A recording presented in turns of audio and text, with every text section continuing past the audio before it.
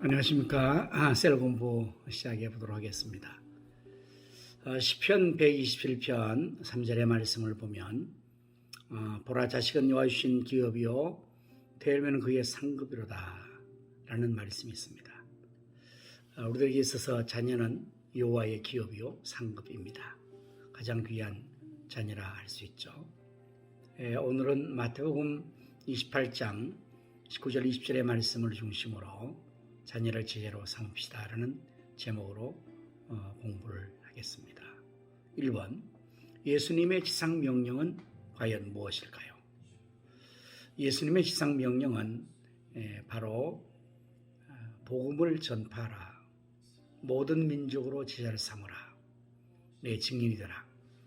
오늘 마태복음 28장 19절 22, 20절 말씀, 그리고 마가복음 16장 15절 말씀, 그리고 사도행전 1장 8절의 말씀이 바로 주님의 지상명령이라고 할 수가 있습니다. 이 지상명령이라고 말하는 이유는 주님이 주신 가장 높은 지고한 최상의 명령이라는 의미입니다. 영어로는 Great Commission, Great Commandment라는 표현으로 할 수가 있죠. 그래서 가장 중요하다는 사실을 알 수 있습니다. 곧 모든 민족으로 제자를 삼는 것, 천하 만민에게 복음을 전하는 것, 또한 땅까지로 복음의 증인이 되는 이것이 바로 주님 지상명령입니다. 2번, 지상명령을 수행하기 위해 선교를 어떻게 할 수가 있을까요? 예수님께서는 그러므로 너희는 가서라고 했기 때문에 본래적으로는 선교는 가는 겁니다. 다른 민족에게로 가는 거죠. 그래서 모두가 주님의 명령을 따라서 가서 선교 복음을 전해야 되는데 사실 우리가 여러 가지 사정적인 편상 다 선교사로 가지 못하죠. 하지만 우리 대신에 선교사님들이 세계 모든 민족 열방과 나라에 가 있지 않습니까? 우리 교회만 해도 참 많은 지역에 우리 선교사님들을 지원하고 있습니다. 주보에 우리가 또 보면은 참으로 많은 우리 선교사님들을 이렇게 계속해서 지원하고 있는 것을 알 수가 있습니다. 특별히 우리 필리핀의 가정교회의 마기원 정민영 선교사님을 의시하여서 또한 우리 태국 치앙마이의 김서구 선교사님, 그리고 또 가나 기독초등학교 맹경 선교사님, 온라인의 김명호 선교 이제 김빅토르, 그리고 오간대의 김길 정명 선교사님, 그 외에도 참 우리 교회가 많은 선교사를 지원하고 있죠. 주보의 사면의 아래를 보면은 이제 우리 많은 선교사님들을 지원하고 있는 것을 알 수가 브라질, 루마니아, 또 이제 시국, 또 방글라데시, 인도 뭐 이런 나라들에게 계속해서 많은 선교사를 우리가 또 지원하고 있는데 이렇게 가서 선교를 해야 되지만 사실 가지 못하므로 우리는 이제 그 가 있는 선교사를 보내는 일을 하죠. 우리가 기도를 해서 그들에게 지원을 보내고 또한 우리는 이제 선교 물질 헌금을 들여서 그들을 보내고, 그래서 선교는 가든지 아니면 보내든지라는 슬로건이 있고요. 가는 선교사가 있고 보내는 선교사가 있다 말할 수가 있을 것입니다. 3번, 자녀를 제자로 삼는 것과 쉐마 신앙 3대를 세우는 것은 어떻게 연관이 될까요?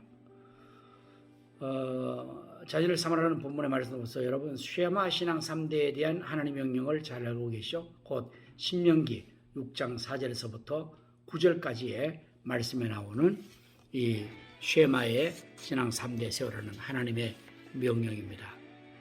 하나님께서는 이제 이스라엘 백성들에게 너와 내 아들과 내 손자 자녀에게 부지런히 가르치라 라고 명령을 내렸습니다. 이 쉐마라는 것은 히브리어의 들으라라는 원어가 쉐마입니다. 그래서 하나님께서는 자녀들을 쉐마 신앙 교육으로 세울 것을 명했었습니다. 그러므로 이제 우리 예수님께서 지상 명령을 내린 이 지상의 명령과 쉐마의 명령이 서로 일맥상통한다고 볼 수가 있습니다. 특별히 자녀를 제자로 삼으라 할 때는 쉐마의 신앙 명령을 따르는 것이 아주 정확하리라고 생각을 합니다. 자, 그러면은 이제 4번 쟤는 어떻게 삼아야 할까요? 쟤는 어떻게 삼아야 되느냐? 본문 마태복음 28장 19절에서 예수님께서는 그럼 너희는 가서 모든 민족을 제자 삼아라고 할 때 그 다음에는 아버지와 아들과 성령으로 세례를 주는 것을 먼저 명했습니다. 제3대 첫 번째는 세례를 주는 것, 아버지와 아들과 성령으로. 이것은 오늘 우리가 베푸는 세례의 그런 의미만이 아니라 예수님을 증거하여 그들이 예수님을 자신의 구세주로 믿게 하는 것을 의미하는 것입니다. 그리고 다음에는 내가 너에게 분부한 모든 것을 가르쳐 지키게 하라고 말씀하지 않습니까? 그렇습니다. 예수님께서 분부한 모든 것, 정말 예수 그리스도를 믿는 그리스도인으로서 하나님 백성으로서 해야 될 모든 것을 예수님 가르치셨죠. 분부한 것이죠. 그것을 이제 가르치는 겁니다. 예배를 가르치고 기도를 가르치고 전도를 가르치고 말씀을 가르치고 또 교회 생활을 가르치고 하나님을 어떻게 섬기는지 다 이거를 예수님 분부하셨죠. 그걸 가르치는 겁니다. 그 다음에 중요한 것은 가르친 것을 지키게 해야 됩니다. 가르치는 것으로 끝나기 때문에 때로는 실패하는 경우가 참 많습니다. 특별히 제자가 되는 것은 가르치다고 다 되는 게 아니라 지킬 수 있게까지 해야 되는, 이것을 훈련이라고 볼 수가 있습니다. 가르쳐 지키게 하라, 가르쳐 그리고 지키게 훈련하라라고 말할 수가 있습니다.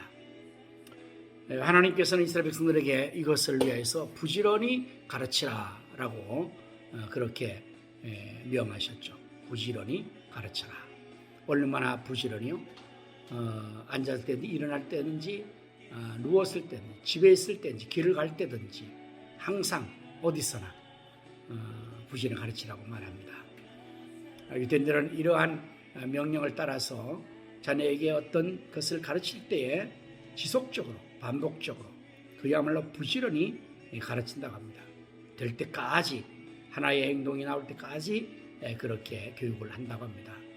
정말 우리가 제자를 삼는 일, 가르치는 일과 지키게 하는 일을 우리가 또 힘써 하여야만이 좋은 제자가 될 것입니다.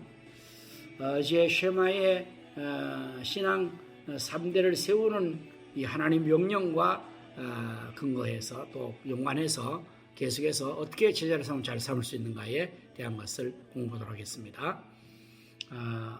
5번에 쉐마 신앙 3대를 세우도록 명하신 하나님의 명령을 근거로 어떻게 하면 제자를 삼을 수 있는지 말해보시오. 첫 번째 4절입니다. 곧 들으라 이스라엘, 하나님 말씀을 잘 들어야 됩니다. 듣는 것은 귀로 듣고 마음으로 듣고 손발로 행동하는 순종, 실천. 그 다음에 5절의 말씀에서는 마음을 다하고 뜻을 다하고 힘을 다해 주 너의 하나님을 사랑하는 것을 해야 됩니다.